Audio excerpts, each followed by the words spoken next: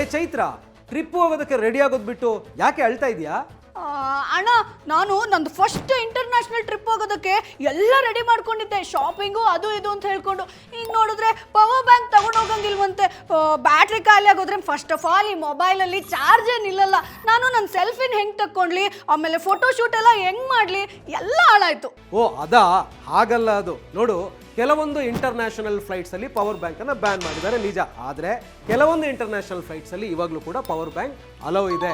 ನೋಡು, ಯಾಕೆ ಬ್ಯಾನ್ ಮಾಡಿದ್ದಾರೆ ಅಂತ ನಿಮಗೆ ಡೀಟೇಲ್ ಆಗಿ ಹೇಳ್ತೀನಿ ಕೇಳು. ಈ ಲೋಕಲ್ ಪವರ್ ಬ್ಯಾಂಕ್ಸ್ ಇದೆಯಲ್ಲ, ಅದನ್ನ ಜನ ತಗೊಂಡು ಹೋಗ್ತಾ ಇರ್ತಾರೆ. ಸೊ ಮಿಡ್ ಏರ್ ಅಲ್ಲಿ ಏನಾಗುತ್ತೆ ಅಂತ ಹೇಳಿದ್ರೆ ಓವರ್ ಹೀಟ್ ಆಗಿ ಆ ಪವರ್ ಬ್ಯಾಂಕ್ ಬ್ಲಾಸ್ಟ್ ಆಗುತ್ತೆ ಅಥವಾ ಅದರಿಂದ ಸ್ಮೋಕ್ ಬರುತ್ತೆ. ಸೊ ಇದಕ್ಕೋಸ್ಕರನೇ ಕೆಲವೊಂದು ಇಂಟರ್ನ್ಯಾಷನಲ್ ಫ್ಲೈಟ್ಗಳು ಈ ತರಹದ ಪವರ್ ಬ್ಯಾಂಕ್ ಅನ್ನ ತಗೊಂಡು ಬರೋಂಗಿಲ್ಲ ಅಂತ ಹೇಳಿ ಅದನ್ನ ಬ್ಯಾನ್ ಮಾಡಿಬಿಟ್ಟಿದ್ದಾರೆ. ಆದರೆ 100 ವ್ಯಾಟ್ ಅವರ್ಸ್ ಇರುವಂಥ ಪವರ್ ಬ್ಯಾಂಕನ್ನು ನೀನು ಕ್ಯಾರಿ ಮಾಡ್ಬೋದು. ಅಂದರೆ 10,000 mAh ಇಂದ 20,000 mAh ಇರುವಂಥ ಪವರ್ ಬ್ಯಾಂಕನ್ನು ನೀನು ಕ್ಯಾರಿ ಮಾಡೋದಕ್ಕೆ ಯಾವುದೇ ರೀತಿಯಾದಂಥ ರಿಸ್ಟ್ರಿಕ್ಷನ್ಸ್ ಇಲ್ಲ. ಸೊ ನಿನ್ನ ಪವರ್ ಬ್ಯಾಂಕ್ ಎಷ್ಟು mAh ಇದ್ದು?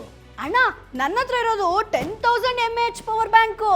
ಓ 10,000 mAh ಆಗಿದ್ರೆ ನಿನ್ಗೆ ಯಾವುದೇ ಟೆನ್ಷನ್ ಇಲ್ಲ. ನೀನು ಆರಾಮ್ಸೆ ಈ ಪವರ್ ಬ್ಯಾಂಕನ್ನು ತೊಗೊಂಡು ಹೋಗ್ಬೋದು. ಅದು ಕೂಡ ನಿನ್ನ ಫ್ಲೈಟನ್ನು ನಾನು ಚೆಕ್ ಮಾಡಿದೆ, ಅದರಲ್ಲಿ ಯಾವುದೇ ರೀತಿಯಾದಂಥ ರಿಸ್ಟ್ರಿಕ್ಷನ್ಸ್ ಇಲ್ಲ. ನೀನು ಆರಾಮ್ಸೆ ಪವರ್ ಬ್ಯಾಂಕನ್ನು ತೊಗೊಂಡು ಹೋಗ್ಬೋದು, ಟ್ರಿಪ್ ಎಂಜಾಯ್ ಮಾಡ್ಬೋದು.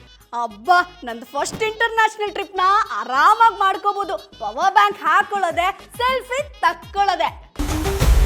ಬಾಸ್ ವಾಲಾ, ಬಿ ದ ಬಾಸ್.